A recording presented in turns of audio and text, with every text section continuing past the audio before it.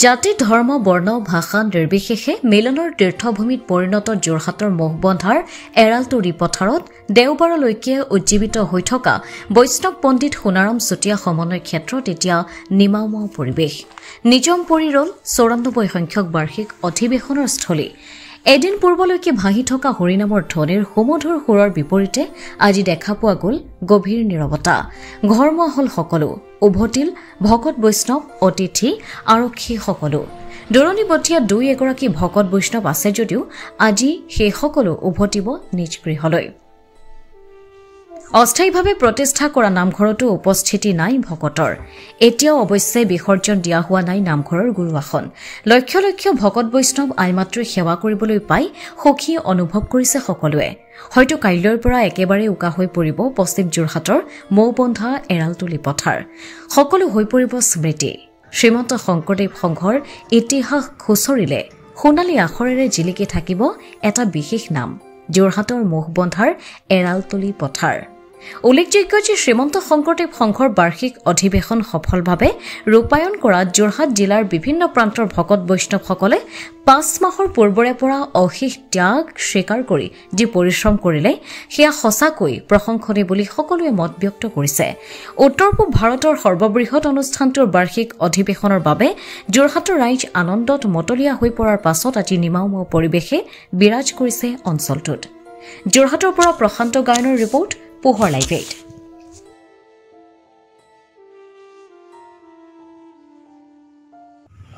শ্ৰীমন্ত শংকৰদেৱ সংঘৰ ৯৪ বাৰ্ষিক অধিৱেশনৰ কাৰণে আমি সকলোৱে আশা কৰি আছিলোঁ এতিয়া এই 4 দিন গানৰ যি কাৰ্যসূচী দেখা পালোঁ আমি নথৈ সন্তোষ পাইছোঁ আমাৰ যিসকল ভকত বৈষ্ণৱ আমাৰ ইয়াত সমবেত হৈছিল সকলোৱে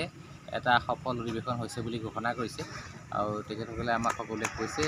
যে এটা ভাল অধিৱেশন আপোনালোকৰ ইয়াত সংঘটিত হৈ গ'ল আমি সকলো সুখী সেইটোৱে আমাৰ কাৰণে বৰ আনন্দৰ কথা আৰু আমি যেনেদৰে আশা কৰি আছিলোঁ সেই আশাটো আমাৰ পূৰণ হৈছে বুলি আমি ভাবিছোঁ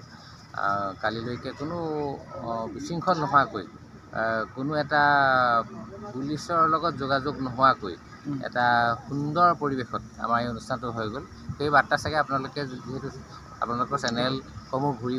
ফুৰোঁতে চাগে সেইখিনি কথা জানিছে বুলি আমি অনুভৱ কৰিছোঁ আৰু আজি একেবাৰে শূন্য পৰিৱেশ এটা হৈ গ'ল কালি বৰ দুখ লাগিছিল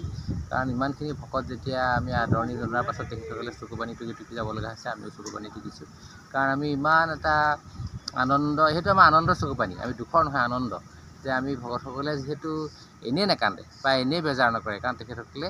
এটা সুখৰ চকুপানী তেখেতসকলে উলিয়াইছে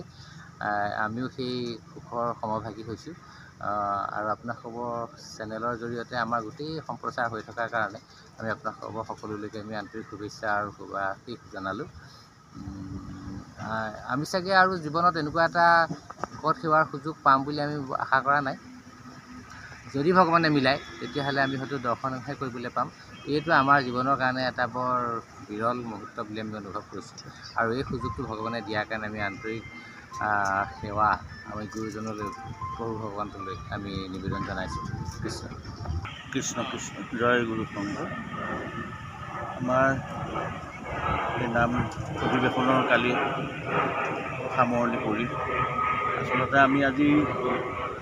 আমাৰ অন্তৰৰ পৰা অকণমান দুখ লাগিছে যদিও এটা কথাত আমি খুব সফল হৈছোঁ অসমৰ ৰাইজে ইয়াত আহি পেলাই আমাক কৈ গৈছে যে যোৰহাটত খুব সুন্দৰ অধিৱেশন আপোনালোকে পাতিলে গতিকে আমি সমগ্ৰ অসমবাসীলৈ ধন্যবাদ জনাইছোঁ কৃতজ্ঞতা জনাইছোঁ যিহেতু আমি নামঘৰ নিৰ্মাণ আৰু পৰিচালনা সমিতিৰ দায়িত্বত আছিলোঁ অসমৰ সমস্ত বৈষ্ণৱ ভকত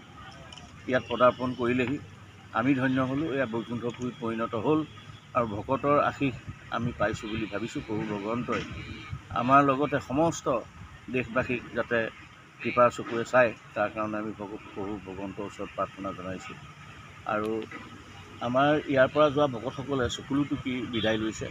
আমিও তেখেতসকলক বিদায় দি আমিও নিজে